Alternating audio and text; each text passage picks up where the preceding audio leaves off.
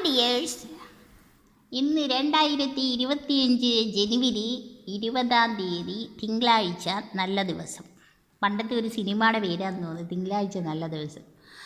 Okay, ഞാനിവിടെ വേലയും കൂലിയില്ലാതിരുന്ന് ചെയ്തുകൊണ്ടിരിക്കുന്ന കാര്യം എന്ന് വെച്ചാൽ, ഞാൻ നെല്ലിക്ക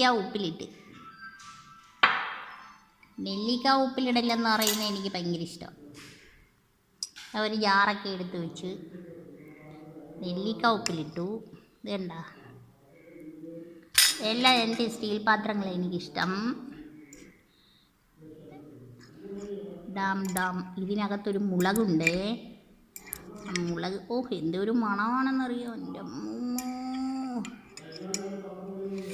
ഭയങ്കര വേണ്ട, ഒരു മുളക് ഇതിനകത്ത് കിടപ്പുണ്ട്. ആ മുളകിന് ഞാൻ മരിക്കും. ഇതിൻ്റെ മണം കേട്ടാൽ എന്നാ മണമാണെന്നറിയാമോ. ലോകത്തൊരു മണത്തിനും ഈ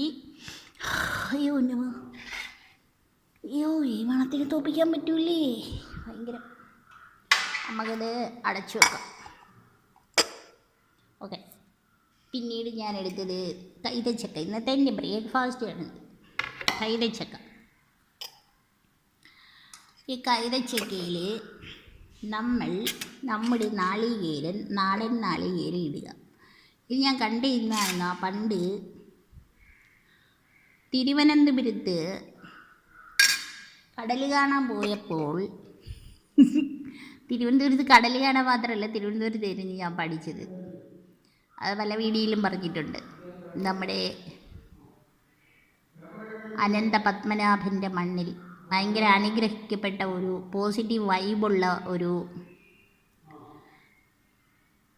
ജില്ലയാണ് തിരുവനന്തപുരം. അവിടുത്തെ നാട്ടുകാരെയും എല്ലാവരെയും എനിക്ക് മറക്കാൻ പറ്റത്തില്ല. ഒരിക്കലും ഞാൻ മറക്കത്തില്ല. മരിക്കുന്നിടം വരെ ഞാൻ മറക്കത്തില്ല. എനിക്ക് പറ്റുമെങ്കിൽ ഞാൻ അവിടെ ഒരു വീട് മേടിച്ച് അവിടെ ഞാൻ താമസിക്കും.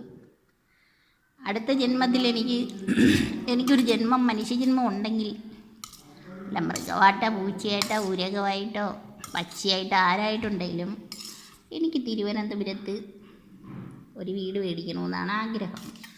അത് ഈ ജന്മത്തിൽ നടന്നേന് ഞാൻ ഡാഡിയോട് പറഞ്ഞിരുന്നു. പക്ഷേ എന്തോ പിന്നീട് ചിന്ത മാറിപ്പോയി. ഓക്കെ, അതുപോലെ. അപ്പം ഈ എടുത്ത് വെച്ച് എന്താണെന്ന് അറിയാമല്ലേ, നമ്മുടെ ചക്ക സീസൺ. ചക്ക രാവിലെ എണീറ്റ് പുഴുങ്ങി, ഉപ്പും മീത്തി പുഴുങ്ങി. കുറച്ച് മധുരമുള്ള ചക്കയായിരുന്നു. എൻ്റെ ഒരു കൂട്ടുകാരി വന്നാ. അപ്പോൾ ഇത് കണക്കുള്ള ഞാൻ എല്ലാ വീഡിയോയിലും പറയാറുണ്ടല്ലോ,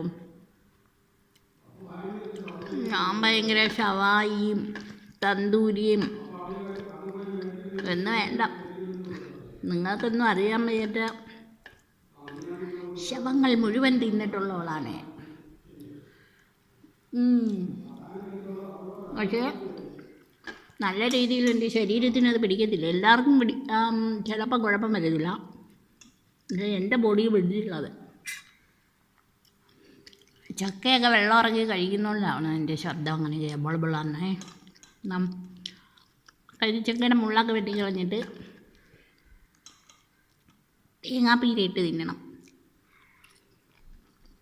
നിങ്ങളങ്ങനെ കഴിച്ചിട്ടുണ്ടോ?